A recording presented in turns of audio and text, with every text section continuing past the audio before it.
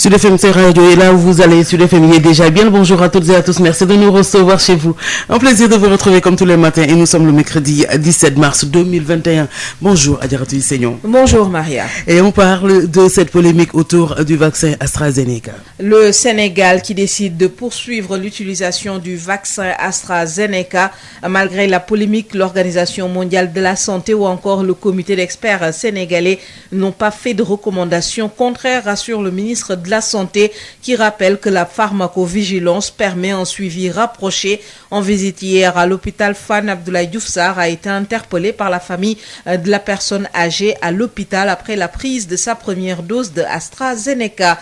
Les premières leçons des émeutes urbaines, Khalifa Ababacar Sall prône une unité d'action de l'opposition pour un nouveau départ pour la consolidation de la démocratie. Oui, dit Ousmane Sonko, le leader du parti PASTEF, affirme que l'heure est venue de défendre la démocratie au-delà des clivages politiques. Déclaration après une rencontre officielle hier. Encore des inquiétudes autour de la commercialisation de la pomme de terre. Les producteurs de la zone des Niayes perturbés par la concurrence de Sénégal. 7 blessés parmi les militaires sénégalais au Mali au cours d'une opération de la MINUSMA. Les précisions à suivre dans nos différentes éditions, Maria. Merci à vous Adjaratou Seignon. Rendez-vous à 6h45 dans la première édition de ce bloc d'infos. ginnaaw bi fanweeri simili ak ñaar tegoo ci juróom benn waxtu tey ci àllarba ji fukki fan ak juróom ñaar ci weeru mars 2021 salaamaaleykum Hadj Maodo Faye. aleykum salaam soxna Maria. mu mel ni vaccin boobu ñu dippee AstraZeneca mu ngi indi coow lu bëri. kay asalaamaaleykum mbokk yi boobu ba léegi itam sax fii ci Sénégal nag ñoom ba léegi ci loolu wax xeetu ñàkk woowu la ñoom ñi ngi wéy rek li nga xam ne moo di seen i ay tëralin donte sax am na coow lu bëree bëri lu ci juddu OMS di mbootaay gi nga xam ne ñoo yor wàllu wér-gu-yaram ci àdduna bi yëpp ak beneen comité boo xam ne bi fii ci biir Sénégal seen xam-xam màcc na ci wàllu fànn boobule itam defaguñu lii tubaab bi duppee ay recommandation ci fànn boobule waaye nag itam rek daal ñuy defal itam nit ñi jëwriñ ji ñi nga xam ne moom la ñu dénk wàllu wér-gu-yaram ne AstraZeneca boobu ndey fii nu toll nii daanaka am na topp goo xam ne gi ñu ngi ko koy topp ak teylu itam moom ci boppam bi nga xam ne demoon na fële ca hôpital bu Fann di Abdoulaye Diouf Sarr jot nañ ko sax laaj ci kilifa goo xam ne gi maanaam mag la te ñu tegu dugaloon ci aw yaramam xeetu ñàkk woowu la te njort ne am na lu ca rax ak yu demee noonu le loolu lépp daañu ci dikk léegi ci waxtu yi nga xam ne moom la ñu dëgmal li aju tamit ci coow yi fi amoon jàppante ak manifesté yi Khalifa Sall fii ci Ndakaaru ak tamit kii di Ousmane Sonko gannaaw ba nga xamee ne bokk nañu jotaay ñu fii li wàllu démocratie yi daal Ousmane Sonko ne loolu dafa jaadu fi ñu toll ni waxtu wi jot na ngir tam ñu war ko mën a aar mu mel na itam ak lëkkaloo gën a dooleel itam ku jëg politique gi nekk na seen yéene daañu ci dikk léegi ci biir xabaar yi toftal ci itamit li aju ci wàllu njaayum ak njëndum pomme de terre bi jamono yi nga xam ne ci la ñu nekk itam am na ay jafe-jafe ak tolof-tolof yoo xam ne ci wàllu ñaay bi am na ci daañu ci dikk léegi juróom-ñaari soldaar yoo xam ne dañoom ay gaañu-gaañu fële ca Mali loolu daañu ci dikk léegi ci ñi mbootaay gi nga xam ne moom duppee MINUSMA toftal ci incha allah yeneen i xabaar yaatal gi bu soobee yàlla juróom-ñaari waxtu lay doon ak yow Hadj Maodo Faye jërëjëf. Sud FM, la revue des titres à la une des quotidiens. Et c'est la ronde des infos qui se poursuit à exactement 34 minutes après 6 heures. Elle a dû vous manquer. Sa voix nous a manqué à nous aussi. Adjaratou Ndeye Marième Ndiaye, bonjour. Bonjour Maria. Bien reposée. Oui. Alors, elle nous revient. Elle est là, Adjaratou Ndeye Marième Ndiaye, avec la bonne humeur. Alors, on démarre cette revue de titres avec Sud Quotidien. Consolidation de la démocratie et de l'état de droit vers un bloc de l'opposition. Nos confrères nous parlent donc de Ousmane Sonko qui trace la voie et Khalifa Sall et compagnie qui entérine. Et l'opposition à la une de la tribune. L'opposition qui retrouve ses forces face à Macky Sall. Nos confrères nous indiquent que le président Sall le consulte et le leader de PASTEF lui rend visite. Et à la une de l'As Quotidien. Sentiment anti-français, Sonko dilue son discours et menace. De quoi nous parle Vox Populi? De toujours des propos donc d'Ousmane Sonko qui menace le pouvoir. De nouvelles manifestations si leurs exigences ne sont pas satisfaites. Et selon Sonko donc, la seconde vague risque d'être plus dévastatrice que la première secousse. Et à la une du Soleil. Autoroute à péage Dakar-Diamniadio à IBD, l'État obtient 25% du capital. De quoi nous parle Rewmi Quotidien? De Mansour Faye qui a donc renégocié l'actionnariat de l'autoroute à péage et maintenant l'État récupère 25% et 800 millions de francs CFA par an. Qu'est-ce qui barre la une des Échos? Nos confrères nous parlent de dotation et gestion de véhicules administratifs. Macky Sall met fin à la gabégie. Et l'on termine avec Libération. Nos confrères de Libération nous parlent de cette triste affaire, de cette mort suspecte d'une jeune employée de maison à Méré. Voici ses 17 ans, a été tuée à coups de bâton. Sud FM li gën a fës ci këru yéenekaay ginnaaw bi fanweeri simili ak juróom-benn tegoo ci juróom-benni waxtu tey ci àllarba ji fukki fan ak juróom-ñaar ci weeru mars 2021 ñu namoon ko lool yéen itam namoon ngeen ko Ajaratu Ndeye Marième Ndiaye salaamaaleykum. waaleykum asalaam Maria. noo def mbaa dallu nga bu baax. dallu naa bu baax macha allah alhamdulilah suñu biir kër la ñuy toog tàmbale li nga xam ne moo di rek li yéenekaay yi xëyee Sud Quotidien. Sud Quotidien tey jii di ñëwaat nag ci démocratie nañ koy gën a dëggal te it ñi nga xam ne ñoom ñoo ciy dox ay tànk ndaxte dañoo gis ne ku ci mel ni Ousmane Sonko moom fu mu nekk nii la mu bëgg daal moom mooy lépp lu jublu ci wàllu démocratie ñu gën kaa ñoŋal fii ci mim réew te dafa mel ni it ku ci mel ni Khalifa Sall ak ñoomu àndal ñoom ànd nañu ci li ni mel. bu ñu yëree li nga xam ne moo di tribune ñoom lañ fay séenaat. waaw moom moomu di Khalifa Sall ak tamit ki nga xam ne de moom mooy Ousmane Sonko démb ñu ngi doon daje loolu sax doo ci likaay bi di tribune di xamle ne su fekkente ne nag Macky Sall moom ma ngay wéy di am ñu muy giseel kii nga xam ne nag moom moo jiite Pastef moom ma ngay wéy tamit di jël tànkam di seeti ñi nga xam ne nag ñoom ñoo ko jàppale woon keroog ca xeex ba. bu ñu yëree laas ñoom lañ fay séen Ousmane Sonko. ay kàddoom sax la daal di fësal ndaxte kii nga xam ne moom mooy Ousmane Sonko dafa mel ni ne daal dina xamal nguur gi ne su maytuulee ñoom la ñu defoon démb ak barke démb dinañu ko gën a ñoŋal. ba tey Ousmane Sonko ci Vox Populi. moom di Ousmane Sonko di xamle ne su fekkente ne nag yenn ci ay exigences yoo xam ne fësaloon nañu ko teg ko ci taabalu Macky Sall moom defu ci lenn suñu maytuulee nag li fi xewoon démb ak barke démb lii ñëw moo ko nar a gën a metti. bu ñu yëree Le Soleil xëyee na autoroute à péage. waaw ndaxte groupe Sénégal fexe na ba daal di négocier waat nag lépp lu jublu ci wàllu contrat boobu ba léegi ñoom bokk nañu sax ci capital bi ndaxte ci téeméer goo jël am nañ ci lu tollook ñaar fukk ak juróom. mu mel ni loolu la ñuy séen ci réew mi quotidien di ñu xamal ne kon réewum Sénégal at bu jot dina am ci lu tollook 800 millions ci suñu koppar goo xam ne daal dinañu ko jëlee ci wàllu autoroute à péage te ki def loolu yëpp nag du keneen ku dul Mansour Faye. Les Échos moom daal di ñëwaat ci yenn ci ay oto nañu koy amee ak tamit nañu koy gérer foofu nga xam ne moom mooy ci biir administration bi wante dafa mel ni njiitu réew mi def cee gis nag ab parparloo wala boog ab yàquteef loolu nag moom moo tax ba mu daal di ciy teg tànkam. ay ca ñu tëjee ko ak li nga xam ne moo di libération. ma ngay ñëw nag ci biir bu doy waar boo xam ne ma nga xewee ca Mexe foofu nag benn ab ndaw bu fa doon a liggéeyee la ñu daal di faat bakkenam nee nañu nag dañu ko dóor ba mu gaañu mi ngi tudd Awa Cissé am ci lu tollook fukki at ak juróom-ñaar. ndeysaan moom doy na waat yi. metti na mooy gone gi ñu for fële Malika. ci plage bi mu mel ni bu ñu yëree Ajaratu li nga xam ne moo di Sud Quotidien maa ngi seen ñuy waxtaanee lu jëm ci OMS waaw ñëw ci vaccin bi di AstraZeneca dafa mel ni nag ne ñoom ak groupe Sénégal dañuy dalal xel yi ndaxte dëkk yu bëri ñoom fu mu nekk nii dakkal nañu ko wante dañoo wax nag ne fii ci Sénégal dañu koy wëyal te xam naa sax Issa Niang dina ci gën a dellu ci xibaar yi dina ci yaatal léegi ndax coow li mu jur dafa bëri Ajaratu Ndeye Marième Ndiaye jërëjëfati on vous retrouve à 7h20 pour la revue de la presse de ce jour exactement 39 minutes après 6h vous suivez nos programmes sur Sud FM Sen Radio 98.5 à Dakar en synchro avec toutes nos stations régionales vous nous suivez aussi en direct sur YouTube Absa Iliman Wane s'installe pour le journal de l'économie. La B6, Banque internationale pour le commerce et l'industrie du Sénégal. La B6, la banque d'un monde qui change, vous offre le journal de l'économie. Bonjour, l'institution mutualiste communautaire d'épargne et de crédit octroie une enveloppe de 100 millions à 1000 femmes au niveau de Fimela. C'est dans le cadre de son partenariat avec cette commune. Ces financements ont démarré dans la zone de Sambadia avec 22 millions de francs CFA. Correspondance Ngoursar.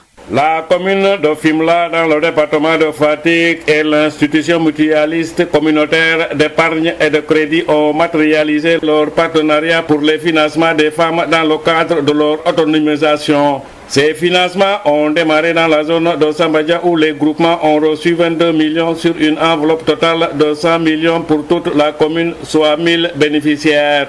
Karim Sen, maire de la commune de Fimela. En tout et pour tout, il y a 100 millions qui va distribuer aux femmes de la commune de Fimela. Donc c'est un pacte qu'on a signé parce que mon objectif c'est que toutes les femmes soient financées. Ces femmes, pour les aider à booster leur économie, il faut les financer. Donc il y a la matière ici, il y a l'expertise locale. Aujourd'hui, sur les 22 groupements qui vont être financés, il y a 11 millions qui vont rester à Sambadia. Et le reste, c'est entre Mbissel, Kobongoy 1 et Kobongoy 2. Il y a beaucoup de femmes qui ont subi des formations sur la transformation des produits céréaliers. Il y a aussi la transformation des produits halieutiques. Et les maraîchers. Le partenaire de la commune se fixe un objectif de 500 millions pour financer tout le groupement de femmes au niveau de Fimela d'ici à 2024. La dynamique est donc déclenchée pour atteindre cet objectif. Mamadou Lamine Mar, directeur MSEC Mbour. Notre objectif au final, c'est d'investir plus de 100 millions au niveau de la zone. C'est ça l'objectif qu'il faut d'abord dans le court terme à atteindre, mais également dans le moyen terme, c'est-à-dire que d'ici 2022, 2023 jusqu'à 2024, d'investir au moins un montant de 500 millions dans la zone. Ces femmes de la commune s'investissent dans plusieurs domaines d'activité pour lutter contre la pauvreté. La zone de Fimela et la zone de Marloche sont programmées pour ces financements. Ngor Sarr, Fatick, Sud FM. C'en est tout pour le journal de l'économie. Merci de votre fidélité. La B6, Banque internationale pour le commerce et l'industrie du Sénégal. La B6, la banque d'un monde qui change, vous a offert le journal de l'économie. Sud FM chez vous, à tout instant. Yotox anti-moustique pour le corps, les vêtements, les rideaux et draps vous protège contre les moustiques chez l'adulte et l'enfant. Val d'Afrique vous offre votre journal de la santé. Bonjour à tous et bienvenue. Le ministre de la Santé et de l'Action sociale a inauguré hier l'IRM et le scanner de l'hôpital Fann, un important dispositif sanitaire qui permettra d'améliorer la prise en charge des malades de la structure. Abdoulaye Diouf Sarr au micro de Amadou Moustapha Dian. Il s'agit d'abord du laboratoire de biologie et d'hématologie. Vous avez vu ce qui est en train de se faire à ce niveau, où un matériel de dernière génération a été mis en place par l'hôpital. Il y a aussi cette ambition déjà réalisée qui consiste à travailler 7 jours sur 7, H24, ce qui permet d'être au rendez-vous de tout ce qui est, bien sûr, analyse à mettre à la disposition des médecins qui demandent effectivement les diagnostics. Autre élément important, vous avez vu ce qui se passe en termes de transformation aussi au niveau du service de pneumologie. Cette transformation est nette et remarquable. Vous avez vu qu'en 1 mois et demi, ce service a complètement changé de visage. Aujourd'hui, nous sommes ici au niveau de l'imagerie. Vous avez vu donc le scanner et l'IRM de dernière génération, Siemens, qui aujourd'hui va entrer en service ici au niveau de l'hôpital, ce qui est une fierté. Fierté parce que vous n'ignorez pas qu'en matière d'IRM, il n'y avait que l'hôpital principal au Sénégal qui pouvait effectivement donc nous fournir une action médicale en IRM. Mais avec ce qu'on a vu à Fann, et la même chose est en train de se faire à Dalal Jamm, que nous allons visiter dans les jours à venir, c'est véritablement une fierté. En termes d'investissement imagerie, ce n'est pas moins de 1,6 milliard qui ont été injectés aussi bien en scanner qu'en IRM pour permettre à l'hôpital Fann d'être à la pointe de la technologie en matière d'imagerie. Vous voyez donc que le Sénégal est en train véritablement de se transformer en termes donc de relèvement du plateau médical, et j'aimerais féliciter le directeur de l'hôpital Fann. Mais ce qui est en train de se faire à Fann, c'est l'impulsion de la Direction générale des établissements de santé en train de se faire un peu partout dans le pays. C'est tout pour aujourd'hui. Merci de nous avoir suivis. Yotox anti-moustique pour le corps, les vêtements, les rideaux et draps vous protège contre les moustiques chez l'adulte et l'enfant. Val d'Afrique vous a offert votre journal de la santé.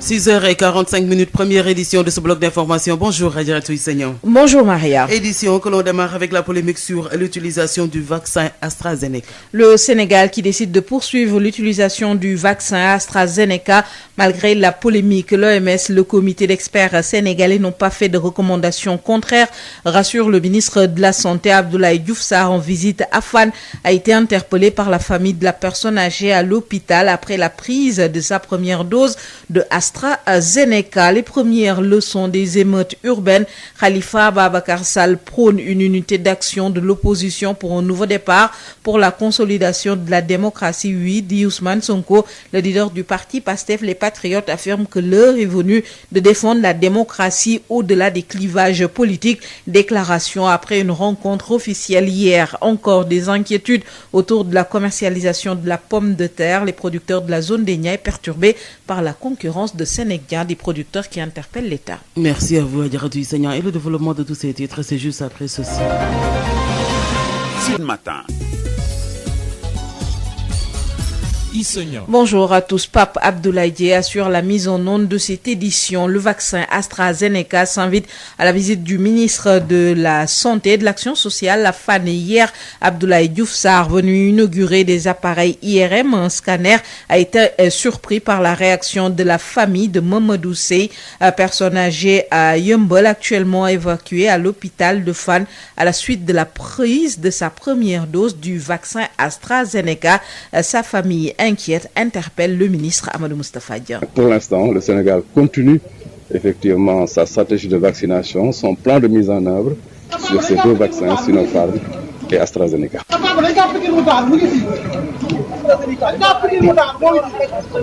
Abdoulaye Diouf Sarr n'avait même pas fini de rassurer les Sénégalais sur le vaccin AstraZeneca qu'une voix s'est élevée pour le contredire séance tenante. Cette voix, c'est celle d'Eliman, le fils du vieux Mamadou Sey de Yeumbeul, tombé malade à la suite de la prise de la première dose du vaccin AstraZeneca.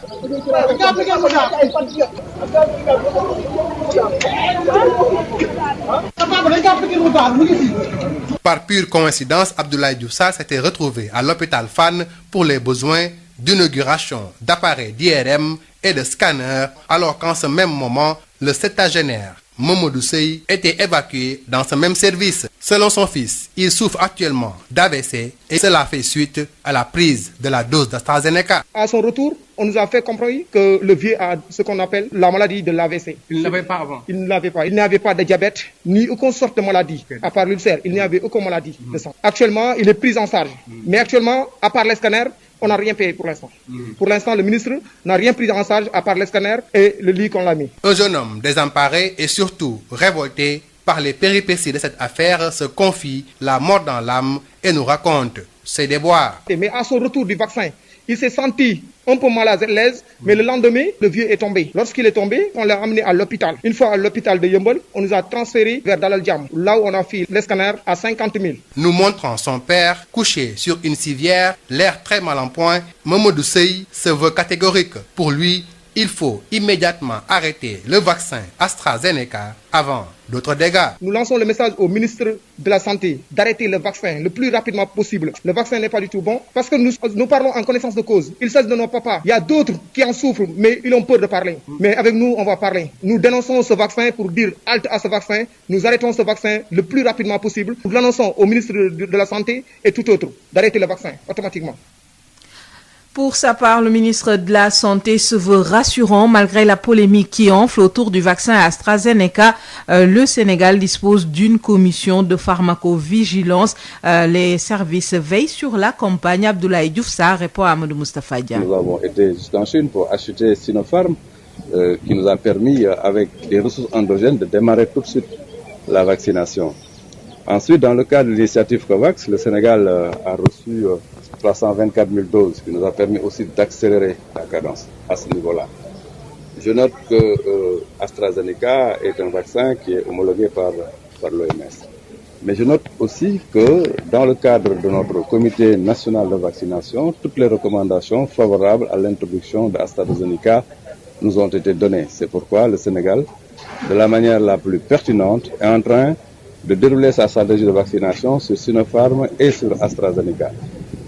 Et cependant, nous avons effectivement mis en place un dispositif de pharmacovigilance qui nous permet de relever les effets indésirables et de regarder effectivement de manière très claire, très scientifique, très rigoureuse la posture adoptée à chaque fois que de besoin. Au moment où nous vous parlons, l'OMS, qui est véritablement pour nous le niveau d'appréciation de la scientificité des choses, n'est pas venu demander de retirer AstraZeneca. Et d'ailleurs, j'aimerais faire remarquer que même en Europe, l'Agence européenne du médicament n'a pas rejeté AstraZeneca. Nous comprenons effectivement que certains pays peuvent prendre des décisions endogènes, mais nous, sur la base de notre comité d'experts, mais aussi sur la base de la relation institutionnelle que nous avons avec l'Organisation mondiale de la santé, nous suivons la question dans le cadre d'une surveillance tout à fait rapprochée pour véritablement donc prendre toutes les garanties en termes donc de gestion de vaccins. Pour l'instant, le Sénégal continue effectivement sa stratégie de vaccination, son plan de mise en œuvre sur ces deux vaccins, Sinopharm et AstraZeneca. Le ministre de la Santé, Abdoulaye Diouf Sarr, qui rassure la pharmacovigilance de mise depuis le début de la campagne de vaccination contre le coronavirus. Le ministre de la Santé qui se veut rassurant malgré la polémique autour du vaccin AstraZeneca utilisé au Sénégal. La campagne se poursuit sans rencontre officielle hier entre Khalifa Ababacar Sall et Ousmane Sonko. Les premières leçons des émeutes tirées pour Khalifa Ababacar Sall. Il est temps donc de rejoindre les populations dans leur aspiration, une unité de l'opposition pour consolider la démocratie au Sénégal. Khalifa Ababacar Sall au micro d'Ismaël Marcel Colli. Ce que nous vivons aujourd'hui est le point d'un nouveau départ dans la construction de ce pays. C'est un nouveau départ pour que la démocratie en consolidation puisse continuer à s'améliorer, à s'exercer dans les meilleures conditions pour tous et par tous. C'est la raison pour laquelle tout ce que tu as dit concernant ces points sont partagés par tout le monde. Il faudra que les libertés et la démocratie puissent être confortées, consolidées dans ce pays. Il faudra que les ruptures au plan comportemental, au plan de la conscience par les acteurs politiques, ces ruptures-là puissent se faire dans les meilleures conditions. Il faudra aussi que nous comprenions que nous devrons gérer ce pays autrement et différemment. Puisque la principale leçon à tirer est que les gens n'accepteront plus jamais que tout soit fait comme avant. Ces jeunes qui ont été dans la rue, ils nous disent ça suffit. Vous vous assumez, on s'assume. Vous vous assumez pas, on s'assume. C'est l'occasion aussi d'inviter les Sénégalais au dépassement. Parce que c'est aussi ça le pays. Il faut que nous puissions dépasser les rancœurs, mais ne pas renoncer et ne pas nous renier. Il faut que nous continuions le combat, que nous restions vigilants afin que les questions sur la table soient satisfaites. L'opposition sénégalaise a compris sa part.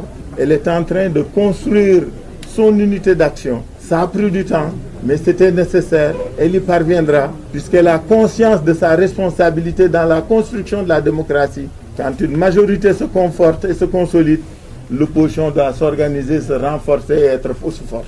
Nous l'avons compris et nous nous y attelons. En tout cas, cette visite nous conforte, nous rassure, nous réjouit. C'est dans le cadre de ces visites de courtoisie et de remerciement que le leader du PASTEF, Ousmane Sonko, a rendu visite à Khalifa Ababacar Sall, l'ancien maire de Dakar. L'occasion a été saisie par Ousmane Sonko pour inviter les leaders politiques, la société civile et tous les citoyens donc à s'unir autour de l'essentiel.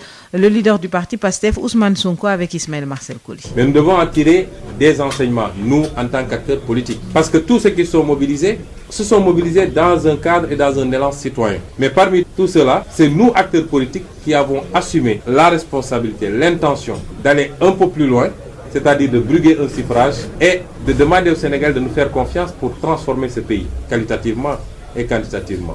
Le premier de ces enseignements, c'est que le peuple semble être plus plein que sa classe politique. Nous devons nous rattraper ce peuple aujourd'hui. Nous devons montrer que nous sommes à la hauteur de ce peuple. En quoi faisant, il est temps que toutes les forces vives de la nation, l'opposition politique, la société civile, les mouvements citoyens, indépendamment des colorations politiques, indépendamment des ambitions et des projets que nous retrouvions autour de l'essentiel. Et l'essentiel, c'est de défendre la démocratie sénégalaise.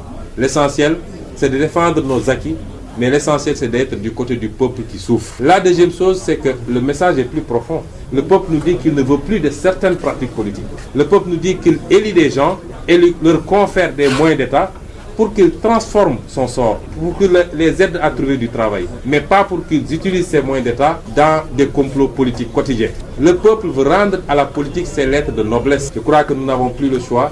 Nous sommes obligés de nous aligner et d'être à la hauteur de ce peuple-là. C'est les enseignements que nous tirons au pied levé de ce qui s'est passé, tout en continuant à regretter les pertes en vies humaines. Continuant à regretter également ces innombrables blessés, dont certains ont eu des blessures très graves. Certains ont perdu un œil, d'autres ont été amputés. Civils comme militaires, nous le regrettons. Des propos recueillis par Ismaël Marcel Colli. Inquiétude chez les producteurs de pommes de terre à Noto Gouidiama et dans la zone des Niayes à l'origine la concurrence de Sénégal jugée déloyale. Les précisions avec Babacar Sow. commercialisation de la pomme de terre à Notto-Gouye-Diama et dans la zone des Niayes. Les producteurs dans la zone sont inquiets. En cause, malgré la bonne production de cette année, ils sont confrontés à une saturation du marché avec la présence de l'opérateur indien Senegindia qui en plus présente une mauvaise qualité de la pomme de terre. Une situation qui risque de faire perdre aux saisonniers leur emploi à cause de la concurrence déloyale. Magaye Ndiaye, maire de la commune de Notto-Gouye-Diama, en tant que producteur, porte la parole de ses pairs. J'ai pris un financement au niveau de la CNCA pour une somme de 30 millions et sur fonds propres de ma famille 20 millions qui m'a permis cette année de faire une installation de 16 hectares de pommes de terre. Vous avez vu le personnel qui est là, toutes ces femmes-là sont payées, salariées. Maintenant notre problème, la production est bonne mais le marché est saturé. La commercialisation pose problème. Il y a Senegindia qui est en train d'inonder le marché avec une mauvaise qualité de pommes de terre. Et nous, les grands producteurs de la zone des Niayes, nous avons des quantités importantes parce que cette année, la production va tripler. Des producteurs qui demandent l'arrêt de la vente de la pomme de terre par Senegindia jusqu'au 20 mars. Une situation aggravée chez les producteurs dans la zone des Niayes par l'absence de chambre froide. Une demande au ministre du Commerce de leur venir en aide pour la commercialisation. Magaye Ndiaye, maire de la commune de Notto-Gouye-Diama, producteur dans la zone. L'Indien doit arrêter la vente au moins le 20 prochain. Mais aujourd'hui, il continue à inonder le marché avec la mauvaise qualité de pommes de terre. Et nous n'avons pas de chambre froide. Vous avez vu la pomme de terre que vous voyez sous vos yeux. On n'a que les arbres là pour mettre ça. Et vraiment, ça va nous poser des problèmes. Demandons au ministre du Commerce nous vienne en aide pour la commercialisation. L'Indien doit être à la fin de la commercialisation, mais il ne doit pas être au début. Tivaouane, Babacar Sow depuis Notto-Gouye-Diama pour Sud FM. Entre janvier 2020 et février 2021, les douanes de la région de Kaffrine ont saisi plus de 4 tonnes et demi de chanvre indien, plus de 3 tonnes de médicaments contrefaits, au total 8 tonnes de marchandises évaluées à un demi-milliard de nos francs. Ce mardi, les produits interdits ont été incinérés. Nous y reviendrons tout à l'heure dans la seconde édition. 7 militaires sénégalais blessés au Mali, 7 militaires du 10e détachement sénégalais de la MINUSMA ont été blessés dans un accident au cours d'une mission d'escorte à Sévaré, à 15 km de Mopti. Leur véhicule blindé s'est renversé. Les blessés ont été pris en charge. 3 ont été acheminés par avion à Bamako avant d'être transférés à Dakar, précise la DIRPA. Restons justement au Mali où l'armée revoit le bilan à la hausse après l'embuscade qui a eu lieu lundi et qui a visé la relève montante du poste de sécurité de Tessit, donc dans la région de Gao. Selon le communiqué du chef d'état-major des armées publié hier mardi, repris par RFI, il y aurait 11 morts côté Fama et 14 blessés dont 8 graves ainsi que 11 disparus. Côté assaillants, 7 morts ont été retrouvés sur le terrain. Les blessés ont été évacués par la MINUSMA, donc et 2 hélicoptères de la force Barkhane. Au Niger, des attaques djihadistes présumées ont fait 58 morts également lundi dans l'ouest du Niger, à proximité de la frontière avec le Mali. Cette zone est depuis des années le théâtre d'actions violentes de la part de groupes armés liés à Al-Qaïda et à l'organisation État islamique. Maria. Merci à vous, Adjaratou Seigneur. Rendez-vous à 7h30 pour la seconde édition de ce bloc d'infos. juróom-ñaari waxtu ci Sud FM seen rajo 98.5 ci Ndakaaru lëkkaloog suñu diiwaan salaamaaleykum Haj Maodo Faye. aleykum salaam soxna Maria. xibaar yi pàcc bu njëkk bi ci yaatal ñu tàmbali ko ak coowal loolu nga xam ne moo topp rek vaccin bi di AstraZeneca. AstraZeneca boobu andi na coow ci àdduna bi yëpp wërngal kapp ba sax fii nu toll nii ci biir Sénégal nag ñoom ba léegi itam ñu ngi wéyal li nga xam ne moom moo di tëralin yi nga xamee ne ñi seen xam-xam màcc ci wàllu fànn boobu la gannaaw ay gise ban ci amee daan ci dikk léegi jëwriñ ji ñu dénk wàllu fànn boobu itam loolee mel na ne kobas nañ ko ci gannaaw ba nga xamee ne demoon na fële ca Fann am ci kilifa goo xam ne gi dañ ko daal di ñàkk itam daañu ci dikk léegi ci biir xabaar yi gannaaw ba nga xamee ne jàppante yu métte fa moon fii ci biir réew mi ba ay nit ñu bari faatu ci itam ba léegi itam Ousmane Sonko ak kii di Khalifa Sall bokk nañu jotaay ba itam boole seen kattan di xàccandoo di dóorandoo ngir itam ñu aar wàllu démocratie ak lëkkaloo ñàkkul mën na ci am daañu ci dikk léegi ci biir xabaar yi toftal ci incha allah yeneen i xabaar. ay ca bu ñu taaxee loo mu daal di yaatal moom Haj Maodo Faye.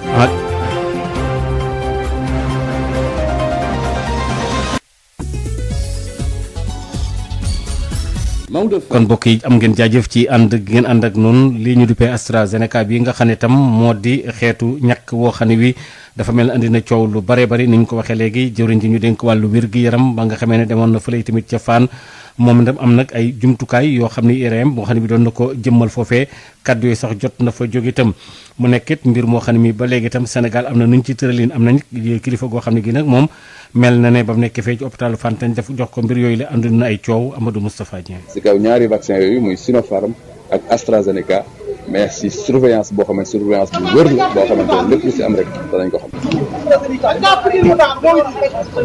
Abdoulaye Diouf Sarr daaneelaguloon kàddoom sax di dara xelu askan wi di ñàkk bile di AstraZeneca fa saasa beneen baat yëkkatiku di ko weddi boobu baat bopp Elimane Sey la di doomu góor gi di Mamadou Sey nga xam ne Yëmbal la dëkk doomam bi di ñu xamal ne biñ ko pikiiree AstraZeneca ba léegi dafa feebar ba dañ koo rawalee fii ci Fann. mu vacciné wu dox ñëw daanu kawte jour bu mu vacciné woo xëy nañu dafa am AVC.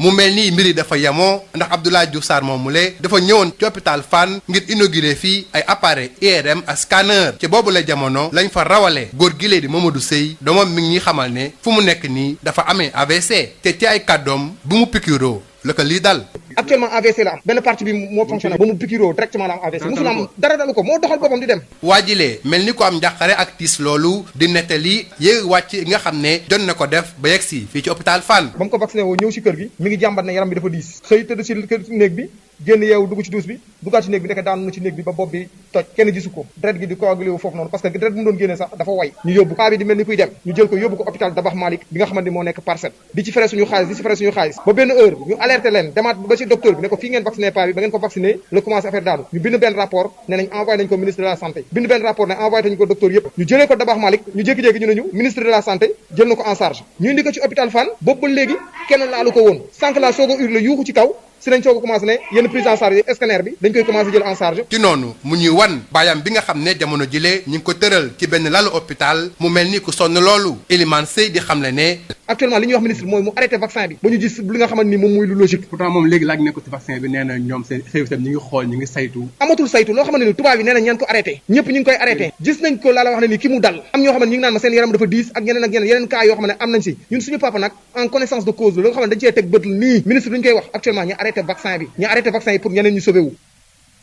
ñoo ko déggandoo ci loolu ministre bi ñu dénk wàllu wér-gi-yaram di Abdoulaye Diouf Sarr ma nga fa woon kaddu yi sax jot na ko yëkkati gannaaw coow yooyu la ñu déglu ko. effectivement Sénégal depuis le début daf ne day teg benn stratégie nationale de vaccination ku ne stratégie nationale de vaccination rek da nga naan lu ñu xalaat bu baax avant ñu koy teg stratégie boobu am plan de mise en œuvre ñu ne vaccin yi nekk ci marché bi muy AstraZeneca muy Sinopharm muy Pfizer muy Moderna muy sax Sputnik V yooyu yëpp suñu borom xam-xam yi ñu xamante ne ñoom ñoo yor commission bi liggéey ci wàllu ñàkk ci Sénégal saytu nañ yëpp ba bu nekk rek ñu jox ñu ci effectivement naka lañ ci war a taxawee moo tax ñu commencé Sinopharm dem jënd ko ba Chine ñëw démarré parce que boobu initiative COVAX indeegul woon seen vaccin bi COVAX indee seen vaccin muy AstraZeneca tam ñu introduire ko may wax ne commission Sénégal bi xamante ne ay borom xam-xam ci wàllu vaccin ñoom ñoo ko ŋànk waxaguñu dara loo xamante ne danañu tax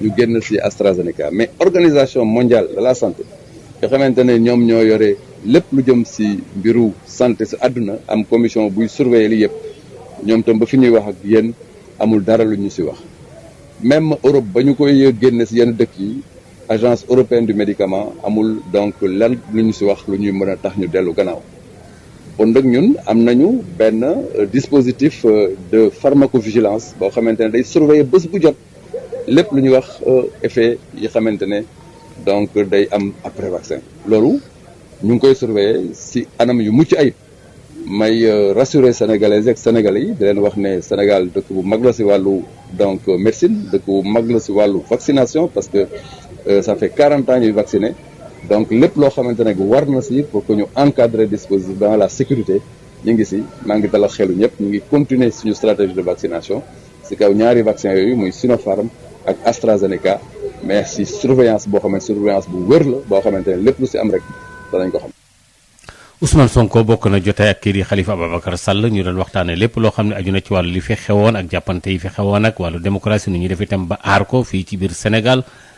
Khalifa Sall di xamle ne yi amoon yëpp dañ ko war a mën a moytandiku ngir itam opposition bi mën a gën a am doole ba daal saax-saaxee démocratie bi daal di nekk loo xam ne ñu aar lay doon Khalifa Ababacar Sall ci micro de Marcel Kouli. li nga xam ne moom la ñuy jànge ci lii mooy qu'est-ce qu'il faut en faire xale yi faat xale yi gaañ borom alal yi ci ñàkk seen alal ñi ci seen kër dem ñi ci seen alal ñàkk waruñu neenal waruñu rëccu loolu nga xam ni moo leen dal war nañu ñun ñëpp nañu comprendre ni tabaxaat Sénégal bu bees mooy li ñu war tabaxaat Sénégal bu bees nag wax nga ko léegi ku nekk ci ñun war na seetaat boppam war na xool li xale yi naan tribunalu conscience ku ne nga xool sa digganteeg yow ak askan wi ndax la nga war def lépp yaa ngi koy def et c'est pourquoi je suis d'accord avec la première des leçons il faut que xel yeeg xalaat yeeg façon wu def politique changer dans ce pays nit ñi di fàtte seen bopp bañ jiital seen bëgg-bëgg mais jiital rek réew mi askan wi ak lu koy jëriñ ak lu koy demal kanam suñ ko defee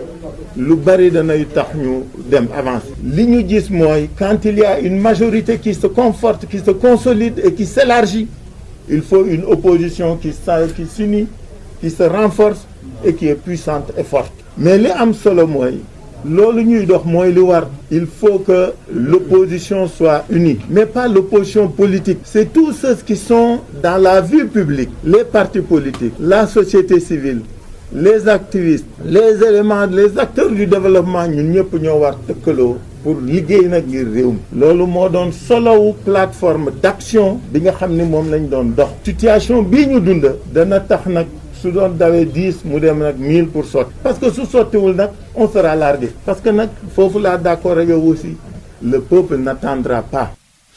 loolu la Khalifa Ababacar Sall wax la askan wi dañu war a jatoo taxaw daal itam aar démocratie bi ak itam jàngat li nga xam ne moo fi xewoon Ousmane Sonko mi yëkkati woon ay tànkam itam daanaka boo déggee galan waxam loole wuute gi bëriwut ci ni nga xam ne noonu la tërale ay kàddoom moom itam ci aar démocratie bi ak taxaw temm ñu déglu Ousmane Sonko ci micro Ismaïla Marcel. ci cadre tournée yi ñuy def fépp nañ fa dem mais fii dafa am importance particulière laata lii am wax naa ni am na jéego yoo xam ne ñu ngi ci doon liggéey te Sénégal yëpp xam nañ ko mooy taxawal kuréel gu yaatu front bu yaatu boo xam ne day dajale ñi nekk ci opposition bi yëpp front boobu lan mooy jubluwaayam mooy faire face au pouvoir dictatorial de Macky Sall. loolu moom mii moo ko initié woon te defe naa mën na ci njëkk a waxtaanal ci acteur politique doog cee dem waxtaan ak ñeneen ba ñëpp àddu woon joxe seen kaddu ni bëgg nañ cee bokk. loolu nag tey la gën a actuel parce que qui peut le plus peut le moins. bu dee démb nga xam ne situation présenté wul woon ni mu présenté la ñu xalaat loolu waxuma laa tey jii nga xam ne askan wi yëpp won nañ ñu ni doyal nañu ci li fi nekk bëggatuñ ci dara askan wi yëpp won nañ ñu changement la ñu bëgg askan wi wane na ni ñun ñii la ñu àndal ñun ñu féete ci kujje gi parce que dëgg la ñu àndal te doyal nañu ci jaay doole gi ne ci dëkk bi benn appel rek lay lancé mooy lu ñuy def rek nañ ko def ci lu gaaw parce que waxtaanu politicien dafa faral di gudd askan wi lu mu ñu won mooy moom jiitu nañu buñ ko àndul def ci lu mu gën a gaawee ku ko jóg ci ñun def ko it askan wi dina la topp parce que askan yi locomotive la soxla fi mu toll nii mooy kuy xëcc mbir mi kon suñu responsabilité ñun ñëpp ñu xam ni mënatuñu toog fii di làkki tubaab di bind ay texte di corriger ñu naan diw wax na diw d'accord na ci lu mu gën a gaawee il faut ñu taxawal kuréel goo xam ne dafa boole opposition bi yépp mu doon kuréel gu dëgër boole toutes les forces vives de la nation mouvement citoyen bu yaakaar ne gis na boppam ci mbir mi mu nekk ci ñu ne kuréel googu nag bis ni ki tey la mu war a saytu ci dëkk bi na ko saytu waaye dootuñu bàyyi benn nit muy buur di bummi ku mu neex mu duma ku mu neex mu tëj ku mu neex mu brutaliser loolu jeex na ci réew mi. loolu ñoo ko déggandoo kooko di Ousmane Sonko ci ñuy bay wàllu pomme de terre bi te nekk fële ca nootaguy jama ci boori ñaay bi foofee day mel na ne am nañu jaaxle lool ndax itam dafa am ak kujje gu am ci seen i mbir ba daal tax na ñoom nag daal ñu ne fi nu toll nii boo deful ndànk ñoom pertange dana am ci seenum njaay li wolof naan dañuy lambale Babacar Sow. njaayum pomme de terre bi ñi nga xamee ni ñoo ci yëngatu ci notaguy jama ak zone des Niayes jaaxle nañu lool lenn warlu ko lu dul donte sax gis nañ ni gàncax gi bëri na ren waaye day marché bi doxul te lenn warlu ko lu dul opérateur indien bi ñu dippee seeni ginja di société bu nga xamee ni pomme de terre bu muy jaay sax baaxul benn yoon di loo xam ne lii suñu deful ndànk ñi liggéey ci tool yi dootuñu am dara ndax diirante mbagg bi jaarul yoon Magay Njaay jaraafu dëkkub notaguy jama baykatu pomme de terre la mooy wax ci turu baykat yi nekk ci notaguy jama. tey jii nag suñu problème problème mooy marché bi moo yàq ki ko yàq nag kenn la mooy Sénégindia ndax li mu ko yàqe mooy dafa waroon a bàyyi ba baykat yi ñu zone des Niayes ñoral ba pare ba jaay ba pare moom mu denc chambre froide da ko génne waaye day concurrence ak ñun concurrence bi mooy janvier mooy jaay février mooy jaay nee nañ ko le 20 mars nga war a arrêté mais xaarul le 20 mars mi ngi jël pomme de terre bi yëpp ci biir marché bi indien bi ci benn poche lay def mais ñun ñii ay famille lañ yor gis ngeen ñii fi toog plus de 80 femmes kenn ku nekk ci kër nga jóge salarié yoo xam ni depuis 3 ans ñi ngi ci tool bi ñu leen di fay te xaalis boobu ñu leen di fayee ci banque bi laa ko lebi di baykat yoo xam ni ñi ngi ñaan Sénégindia mu dakkal njaayum pomme de terre bi ba ñaar fukki fan ci weer wi lenn itam ñoo yokk ci xar mi karaw moo di baykat yooyee di bay pomme de terre ci zone des Niayes amuñu fu ñuy denc seen produit ba tax sax ñuy ñaan jëwriñ jëre wàllum njaay meeg njënd mi ci réewum Sénégal mu jàppale leen ci wàllu commercialisation Magay Ndiaye baykatu pomme de terre la. bu fekkente ni jaay ñu pomme de terre bi indien benn ko teg kon ministre du commerce ministre dénk commercialisation bi na taxaw wax indien bi mu arrêté li muy def sinon baykat yi dañ am problème ndax bay dundee wax nañ ko ay paysannerie monde rural dépassé nañ tey jii 200 tonnes minimum dinaa ko am mais 200 tonnes boo ko jaayoon kilo 300 loolu ñaata la day bari mais tey jii boo ko jaayee kilo 200 doo fay banque bi doo fay sa personnel da ngay mujj tëj forage yi dem tëj te kon xale yi boobaa nag loolu moo leen di découragé loo di jël géej am nañ marché international de légumes en auto su ko defee dinañu permettre ñun ñu jaay suñu légumes. Tivaouane Babacar Sow ci jokko kenn fii ci Notto Gouye Diama pour Sud FM.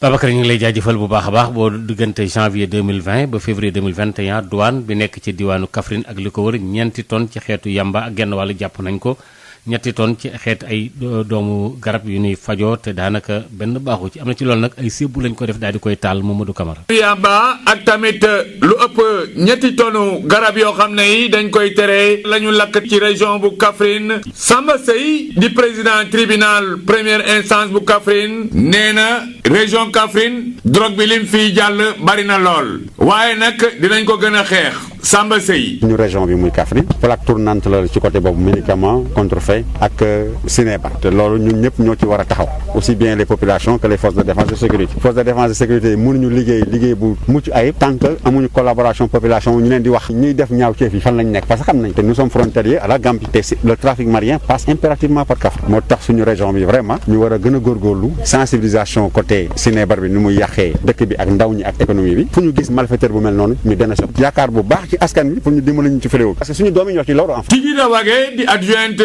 gouverneur région bu Kaffrine yore lépp lu jëm ci wàllu développement nee na corridor bi di Dakar Bamako war nañ cee gën a farlu xeex ak drogue bi madame Tigida Wage. douane ak force de défense et sécurité ñu ngi def seen wàll di lañ ñaax ñu continuer ci lancé boobu population bi la ñuy waxal xeex bi mënuñu ko gagné sans que ñoom ñu jàpp si corridoru Dakar Bamako du Sénégal dong moom gaa fii lay jaar mais du Sénégal dong ko moom dafa am ñu ñu ko bokkal force de contrôle yi bari yi mooy waral des fois muy am problème li ñuy wax daal suñu force de défense et de sécurité yi mooy que ñu gën a yokk seeni contrôle gaa ñu ngi koy def poste yi nga xamante ni amatul mu bañ a feeñ xam nañ ne sax ñi ngi si mais contrôle daal du doy. commandant Cheikh Ahmadou Bamba Sène jiite subdivision des douanes bu Kaffrine ak naataangoom bi di colonel Mame Assane Cissé moom it jiite subdivision des douanes bu Kaolack ànd ak commissaire central bu Kaffrine di Amady Baldé ak seen yeneen i naataangoo yi yore wàllu kaaraange nee nañ diggante Kaolack ak Kaffrine dinañ def seen kéntulaay kàttan gën a xeex ak drogue bi ak garab yu bon yi nga xam ne dañ koy dugal ci biir réew mi. Kaolack Mamadou Camara Sud FM. Mamadou Camara juróom-ñaari soldaaru sénégalais yoo xam ne dañoo am ay gaañu ci 10e détachement bi nga xam ne ay Sénégal lañ fële ci MINUSMA ca Mali